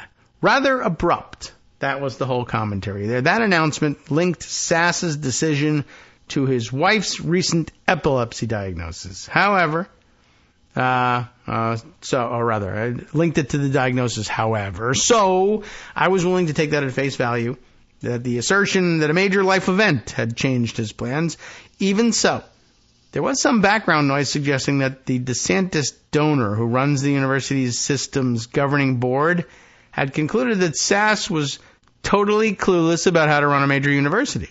So it seemed possible that Sass had gone from being a useful talking head to a useless buffoon. Yesterday, the other shoe dropped, and it was a steel-toed boot. A UF student journalist published a heavily researched article in one of the student newspapers under this headline. We read it as soon as we saw it. Sass's spending spree. Former UF president channeled millions to GOP allies, secretive contracts. It is an excellent piece of reporting, and I encourage everyone to read it in full. Just to run through some of the highlights, we already have done that, but his highlights here are: in his first and only full year, by the way, Sass more than tripled spending by the president's office compared to Fuchs, from $5.6 million to $17.3 million. According to the article, a majority of that spending surge was driven by lucrative contracts with big-name consulting firms and high-salaried remote positions for Sass's former U.S. Senate staff and Republican officials. Second up here, Sass hired 6 ex-Senate staffers and 2 former Republican officials to high-paying remote jobs at the university. In Sass's first full fiscal year at the university's helm, travel expenses, soared from $633,000 over 20 times, soared to $633,000, over 20 times higher than Fuchs's annual average of $28,000. Sass spent more on travel in his 17 months at UF than Fuchs in his entire 8-year tenure. Again, Fuchs was a very, very successful presidency. Sass spent $7.2 million in university funds to consultants for advice on his strategic planning, to the extent it even existed, and to fill leadership gaps, over 40 times more than Fuchs's total consulting expenses over his 8-year term, 2/3 of that to management consultant McKinsey. I suppose one could say that Sass knew that he knew nothing, and thus tried to hire experts to compensate for his own incompetence, but there are cheaper ways to fill a knowledge gap, including not taking the job in the first place and letting someone who is qualified take the job. I wrote above that I was honestly surprised that Sass turned out to be a simple grifter, and I do mean simple in every sense of that word. Sass is not even an interesting con man. He enriched a few cronies and used university funds to have someone else do his job, for which he was paid a base annual salary of $1 million, plus free room and board, along with other perks, and that is plenty bad. Sass's former Senate colleague, Robert Menendez, however, took stacks of cash and gold bars for his grift. Sass apparently lacked that kind of imagination. In the end, I hope that Sass's wife gets the medical attention that she needs, and the university is able to recoup at least some of the looted funds. I mean, they really should be thinking about it. This is a law professor talking about recouping looted funds here. I mean, that's a clear description of what it is. They'll hide behind, the university made its decision. It was a business decision, maybe a bad one, but we can't just be clawing this money back. Anyway, and then now reinstated as an interim president, Kent Fuchs can clean things up in Gainesville. Come back to the rescue, I guess. In the end, however, Sass was a symptom, and Fuchs has no power to cure the real problem. Florida's Republican politicians have been at war with their own university for years. I suspect that they will find a permanent replacement for Sass, who will be bad in all of the ways that they wanted Sass to be bad, but who will not be a petty hustler. Well, I suspect that they will not, because those are the only people they know, petty hustlers. That's a remarkable conclusion, quite honestly. Neil, what's the matter with you? Come on, man. You really think they're going to find somebody who will be bad in all the ways they wanted him to be bad, but who will not be a petty hustler? Are you serious? No, I don't think so. Well, maybe it was worth getting through that piece just to get to that. This is a problem. This is something Greg would have read and said, well, he's no David French. Look, you need to draw the right conclusion here. There aren't any people in the Republican Party one, who aren't petty grifters, and two, who are going to be bad in the way that the Republicans are needed to be bad, who won't also steal for themselves. It's just, that's the permission structure of Donald Trump. That guy's looting everything left and right, and there's just nobody who would go to work for him who would say, I endorse the vision of Trumpism, but won't stoop to enriching myself and stuffing my own pockets. Because that's what Trumpism is. You can't be for Trumpism and not be a petty grifter. It's incompatible. You could be an idiot and work for Trump, but you can't really and truly live and breathe Trumpism without also being a petty grifter. It's part and parcel of the whole package. I find it amazing that anybody could come to a different conclusion. There's different people out there in the world. But hey, what are you going to do? All right, lots more to get to, but one more segment to get to it. Time now for our 2-minute break music. We're 1 second behind. Fix that for me, would you, editor? Thank you very much. And we'll roll on into the last segment and set ourselves up for an eclectic Friday, catching up on all the other things that I can't fit in here. But 2 minutes I have to make my selection about what direction we will go and how to occupy your last half hour of this Thursday Kagro in the Morning. I've got 5 more seconds to occupy right now, so that's my main concern. Oh, I think I've done it. Terrific. Hi, I'm Scott Anderson, the guy that writes the daily summary for this show, Kagro in the Morning. Thank you to everyone that supports this show. Many of you send donations through PayPal, Patreon, Square Cash, Radio Public, and so on. Some of you write your own essays and send them in, or read articles with your own commentary. We appreciate it. Now, some of you are listening to this and thinking, I'd like to help, but isn't there something I could do that wouldn't require money or effort? Why, yes, there is. You can just like us. On Daily Coast, they call it the recommend button. YouTube has a thumbs up. There are hearts and likes and love buttons. Tap our love button. Tap our love button every day. Share our shows and summaries on Facebook and Twitter, YouTube and iTunes, Stitcher and Amazon. Most of these places allow you to write a review, so a sentence or two would be great. Recommend us to social media, or tell your friends to listen to the show. You aren't just helping us, you're helping them find their new favorite thing to listen to. You could change the world. So thank you in advance from me and everybody else in the world. All right, welcome back now to the Kagro in the Morning Show here on Netroots Radio. All right, I've decided that what I'm going to do here is take a risk in bringing you a story that, one, is long read, two, in fact, is 2 long reads, and 3, could easily fill, possibly, the entirety of tomorrow's show, meaning that I'm going to have to scramble for something. But something else will happen. And there are certainly a number of stories waiting in the wings to be discussed, and it's probably better if I do a mishmash of more stories that even if they don't connect necessarily, probably easier to write the summary for that for Scott tomorrow than if I dive into the only real danger, I guess, is that I don't finish any or either one of these 2 articles, but they seem to be getting at something similar, if not exactly the same ground. One is from Rolling Stone. Trump and his MAGA movement are actively, quote, hijacking, scare quote, hijacking Georgia's elections.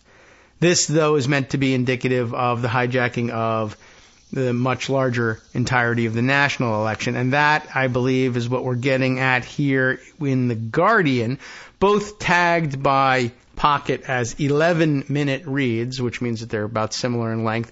And as you know, what that means is about an hour for us. But anyway, in The Guardian, a different level than 2020, Trump's plan to steal election is taking shape. Now, I did get a text yesterday about one or the other of these articles. Which one was attached to Scott's text to me asking the question? It was a different one, and one that I didn't put aside, but one that was what he attached to it was a Daily Kos diary. Why Trump doesn't care about winning the swing states was the title of the diary by Stelline. If my Yeah, I'm pointing to the right one here. Why Trump doesn't care about winning the swing states by Stilleen. And Stilleen, I think, hints at some of the same things. One of the sources, if any, given for this piece, it might just be speculative in nature, but I'm sure it draws inspiration from these other two articles. But basically it comes down to this. Does Trump plan or have a plan in place? It's not a good one. But does he have a plan in place to try to steal this election too? Everyone has been hinting at it for a long time. The answer is yes. Is it qualitatively different from the plan in 2020? No. It's largely the same plan. Is it, is there a difference in the intensity or his ability to pull it off? Ability, no. Intensity, maybe. Essentially, the big difference is in 2020, they didn't yet have enough people in place to make it work. It depends on having the right people at every single switch along the railroad, and that none of them fall asleep. Everyone is unswerving in their duty. Everyone throws the switch as instructed. There isn't any hesitancy, any independent thought, any fear of repercussions, whatever. And I don't know whether they can really put that all together. But it does still all come down to either faking the results, simply saying we won these states and here are the fake electoral college certificates to quote unquote prove it, or as I guess they meant for it to play out this way even in 2020, and to this extent, the theoretical planners of it probably were a little bit upset with seeing things erupt into riot conditions on January 6th. But the idea was always to try to sow confusion and then say, gosh, things are so confused, shouldn't we slow down? And then try to trigger a situation whereby on January 20th, the Congress had not yet come up with a definitive ratification of the Electoral College vote. And so therefore, something, and nobody knows what to do. And so I guess that means we go to the House of Representatives and have a state-by-state vote by state delegation to elect the president and then hand over to the vice presidency to doing the same thing over in the Senate. And although it's not clear that the voting is done on the same in the same way, state by state, but rather, there's only two per, and all the states are equally represented, so I guess they can just let senators vote individually for vice president. And it was their estimation that they held enough state delegations that they would simply elect Donald Trump on a partisan basis to the presidency. And I guess they assume the same thing now. It's not entirely clear that they will have the same, they won't have the same congressional makeup. But if you hear what Frank Luntz has to say, that would be interesting. If Democrats took over the House and the Senate, things might not come out all that well with them. But they definitely do have more people in the initial positions to do things like, I refuse to certify the vote in this county, except insofar as I'm certifying Donald Trump as the winner, even if the numbers don't bear that out. They do have those people, and they are willing to do that. And they do believe, apparently, that these elections are being stolen because it's what they need to believe in order to justify their signing paperwork for the wrong guy. As we found out yesterday, Tina Peters found guilty in Colorado of believing just that and facilitating just that. And there's more than just her. I think in the first go-round, they were surprised to find out that Republicans of any stripe who happened to hold these positions weren't necessarily going to just rubber stamp the Steele plans, both in Georgia and elsewhere. And now they think they've got the right people in place to do it. So, all right, here's what we've got. I suppose we ought to start with why don't we start with the Guardian piece and read that one, and then we'll see whether the specifics of the Georgia case warrant a totally different read or it's just good supplemental material. Better get started. A different level than 2020. Trump's plan to steal the election is taking shape. This is the writing of Sam Levine for The Guardian. I offer this, again, our time frame is compressed. The diary that Scott pointed to, and he asked, is this valid? Can this work? Is this really happening or whatever? They just laid out, I think, and correctly, the broader issue of, okay, if the Republicans can plausibly, implausibly, whatever. But if they can push it along to where the newspapers are reporting that by January 20th, 2025, the Congress is unable to figure out who won because there are so many fake electoral college certificates out there, or whatever the scenario is, then what do? Well, yeah, the Constitution mandates that they go to the state delegations and have this vote. How do they plan to get there? Last time around, we saw what the general plan was. Now, Sam Levine says they've done some homework and think they have a better plan to get to the point where they can get the media to report, shrug, we don't know. Both sides say they won and we just don't know what to do. So how have they done that? Well, this is the way it's written up here. Trump's refusal to accept the 2020 election results serves as a preview to unexpected challenges in November. Expected challenges. I don't know why can't be unexpected at this point. That's the subheader. There wasn't anything particularly controversial about Georgia's presidential primary in March this year. So they're focusing on Georgia, too. We may save some time here. Donald Trump won the Republican contest, picking up a little more than 400,000 more votes than Nikki Haley, who had long dropped out of the race by that point. Nonetheless, the two Republicans on the 5-person Fulton County Election Board, 2 Republicans out of 5 seats, refused to certify the election. Trump won, but they refused to certify it. Sort of a dry run, a practice, right? Julie Adams and Michael Heekin didn't point to specific irregularities. And that's another thing, too. Like, up to now, they've sort of said, well, what will be my excuse for refusing to certify? And they try to come up with something, and it's flimsy and weird. But now the new weird is don't give an answer. Don't give a reason. Like I've been telling you for a long time, the Supreme Court doesn't have to give any reasons. You just do the thing. They're just used to it. It makes us look intellectual if we have a reason. But your reasons are so dumb. All right, well, then screw it. We'll just do it with shadow docket stuff and per curiam decisions that are unsigned that just say, this is the way it is. Just is. Now that's filtered down to the elections boards. Julie Adams, Michael Heekin didn't point to specific irregularities. Instead, they said they needed more information from election administrators, like chain of custody documents for ballots. Adams and Heekin were outvoted, 3-2. That's good, but it didn't end there. In May, Adams, who is part of an election activist network founded by Cleta Mitchell, remember, she was on the board or on the phone with Trump when he called, what's his name? Why is his name slipping my mind now? The Secretary of State in Georgia, who everybody knows, and who is, dang it, I don't know. I can't remember anymore. But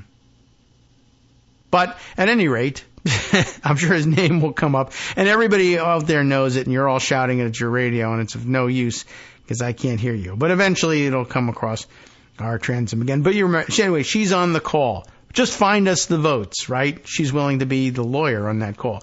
Anyway, in May, Adams, who is part of the election activist network founded by Cleta Mitchell, voted against certifying another Georgia primary election. And again, because it's primary election, people just aren't that interested. They're just not that worried. But this is worrisome.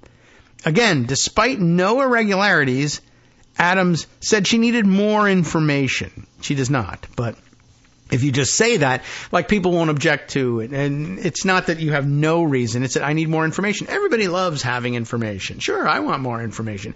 Sounds like it might be really a real thing.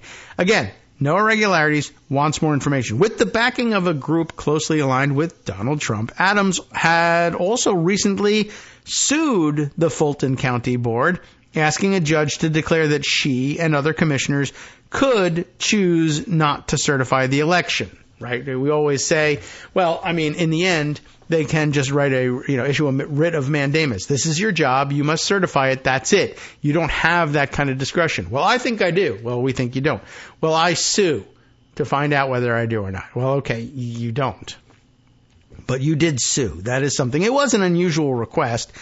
Verification of ballot totals, happens in the extensive process that leads up to certification. And state laws generally do not permit those responsible for certifying them the discretion to investigate. The investigation belongs to someone else. There's a group of people who are supposed to do that investigative work and make sure that everything is verified. Then they tell you, and you are supposed to say, I have received this certification from the people who are charged with the job of verifying. I now tell the governor these results are what they are. I don't love them, but that's what they are. In early August, the Republican-controlled state election board in Georgia adopted a new rule that essentially gave Adams what she wanted. It requires local election board members to conduct an undefined reasonable inquiry. I guess it should be a reasonableness inquiry, but a reasonable inquiry into any discrepancies. I see. That's why what kind of inquiry can you perform? A reasonable one.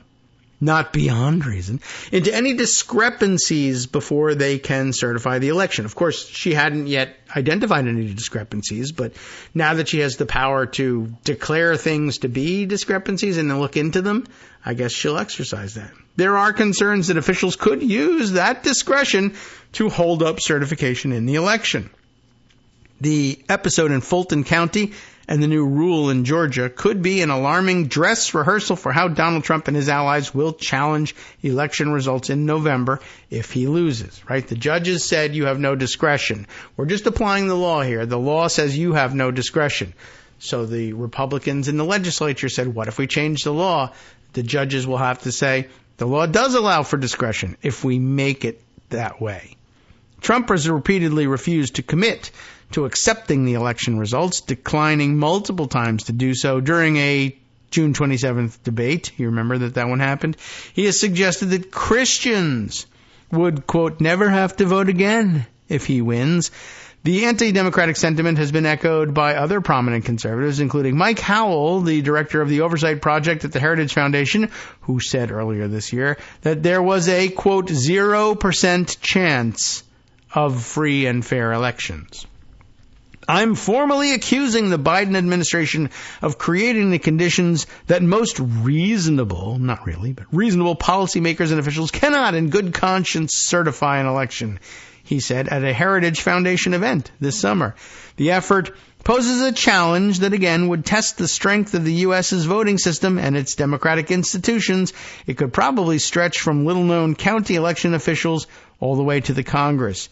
In some ways, Trump's attempt to challenge the election results in 2024 could look a lot like his efforts in 2020. It has begun months before Election Day with the seeding of doubt about the integrity of the election and could continue after. There are two key differences. First, Trump may be better prepared. I doubt that, but other people around him could be. Mitchell, a close Trump ally, has spent the last few years building up a network of activists focused on local boards of elections. And the Republican National Committee's election litigation team is now being led by Christina Bobb. I don't know if that's helpful. An election denier who is now facing criminal charges for her efforts to overturn the 2020 race. The RNC claims it is recruiting an army of 100,000 poll observers who could provide significant disruption during voting and counting. I think we saw efforts by Republicans in 2020 that were pretty ham-handed, said Mark Elias, a top Democratic voting rights lawyer. I worry that there will be both legal and extra-legal efforts by Republicans to keep ballots from being counted. But more significantly, the idea that the 2020 election was stolen has moved from the fringes to being a pillar of the Republican Party. A January poll item from PRRI found that 66% of Republicans believe the 2020 election was stolen. The most important thing we have to do is protect the vote. You have to keep your eyes open because these people will cheat, and they do cheat. And frankly, it is the only thing they do well, Trump said. I should have done it in Trump voice. In a pre-recorded video that played all 4 nights during the Republican National Convention in July, the belief in stolen elections, Elias said, was no longer the provenance of crazy people like Rudy Giuliani, Jenna Ellis, and Sidney Powell, disbarred, bankrupt, flipped for the government, and still awaiting trial, I think all across the board there. This is no longer the province of people who thought that there were bamboo filaments in paper or mythical sea creatures Kraken, involved in the election with Venezuelan dictators. It has now become the standard position of the Republican Party. Next up, seeds of doubt in 2020 to bloom in 2024. Trump began seeding doubt in 2020 by pointing to mail-in voting as evidence that the election was being stolen months beforehand because of the COVID-19 pandemic. Largely his fault, really, but many states were quickly changing the rules around voting by mail, allowing expanded access because it was not clear if it would be safe to vote in person on Election Day.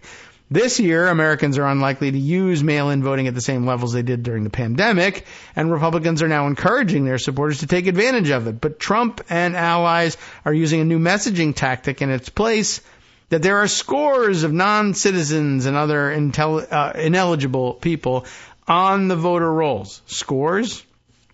I mean, that doesn't really matter, but okay. They're saying thousands. They're saying millions.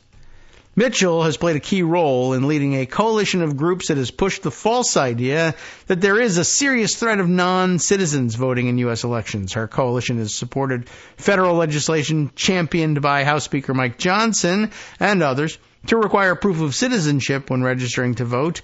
Such a restriction would probably do little to prevent fraud, which is exceedingly rare. Instead, it would probably make it harder for millions of eligible voters to cast a ballot. Nearly 1 in 10 eligible voters, 21 million Americans, lack easy access to proof of citizenship documents, according to one study released earlier this year. Even though Johnson's congressional bill passed the House, it'll probably go nowhere in the Senate, but it helps create an impression that something is amiss with American elections.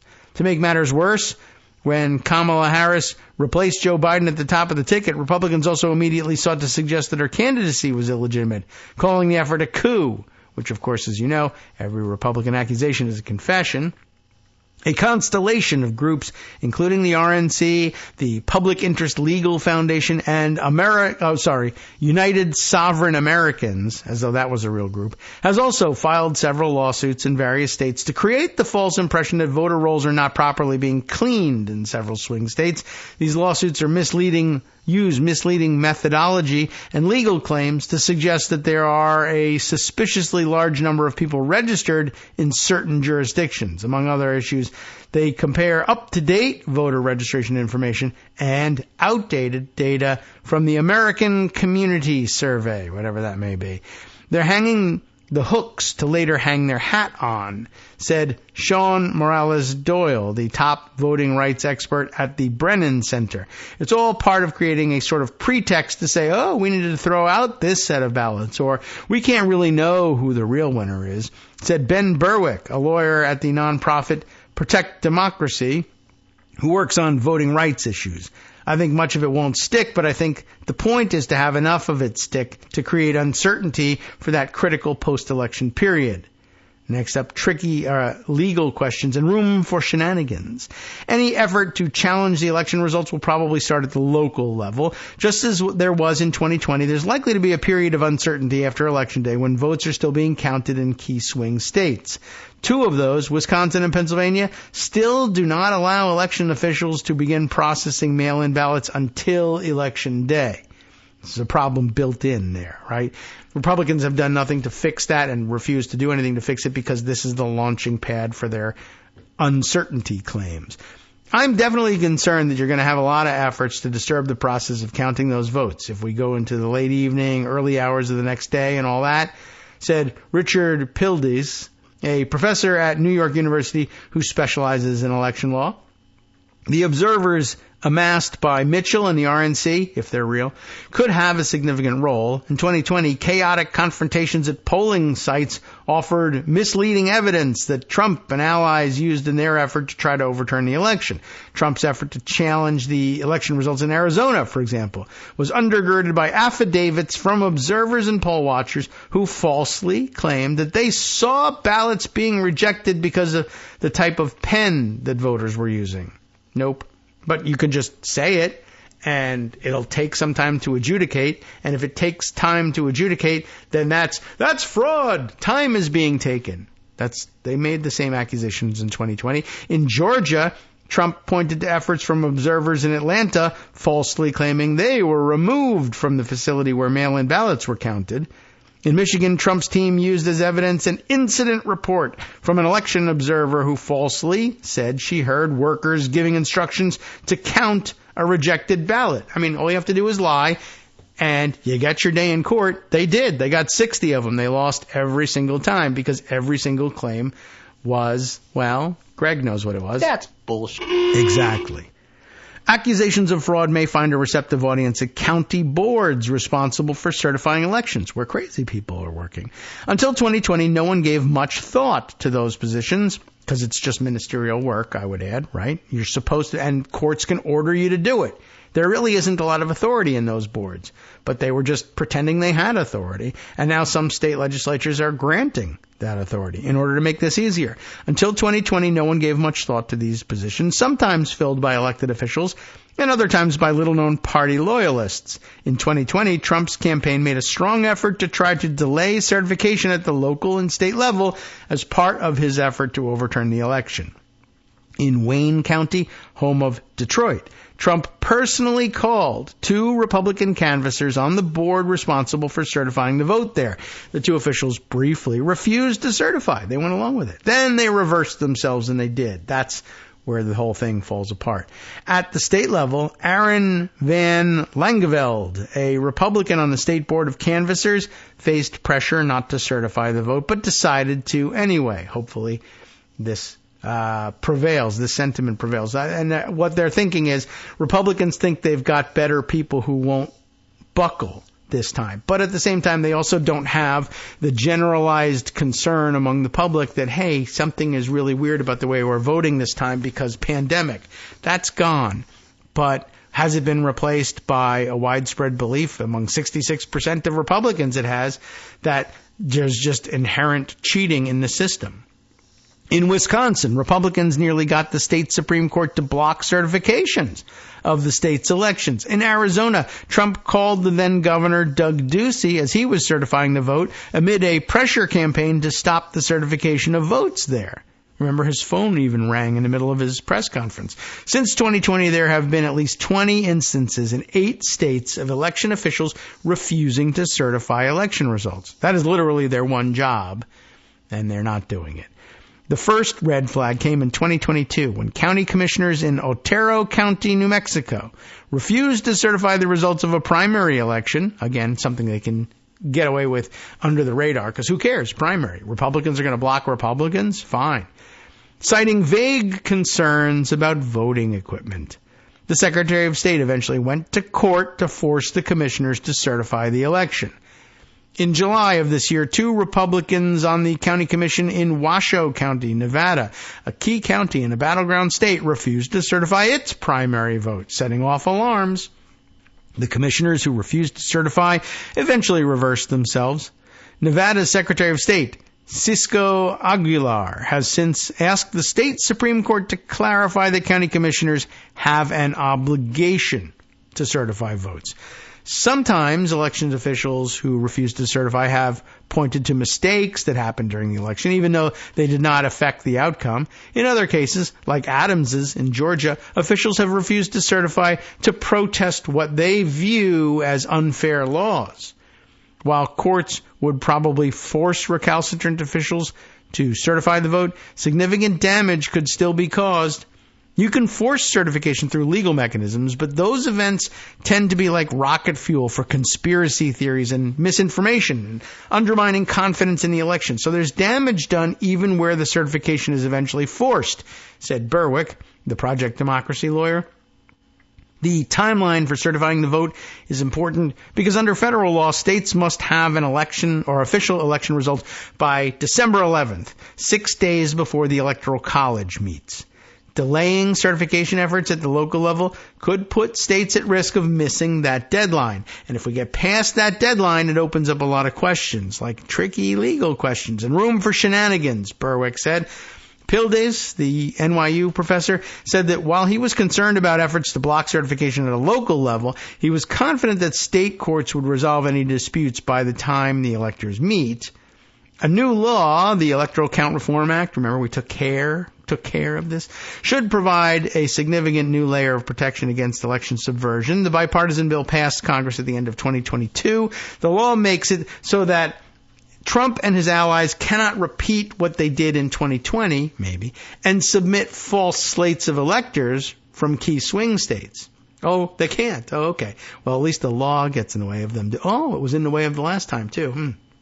Anyway, significantly, it says that if the slate of electors submitted by a state's executive is the legitimate slate, and raises the threshold in both houses of Congress to object to the electoral result. I read that wrong, but basically it says what the governor sends is the definitive slate. Of course, what if you have a crazy-ass governor? Okay. And it raises the threshold in both houses for objections. While the law controls what Congress must do once it receives certificates of electors, it doesn't have much say about what must happen in the lead-up to the Electoral College vote.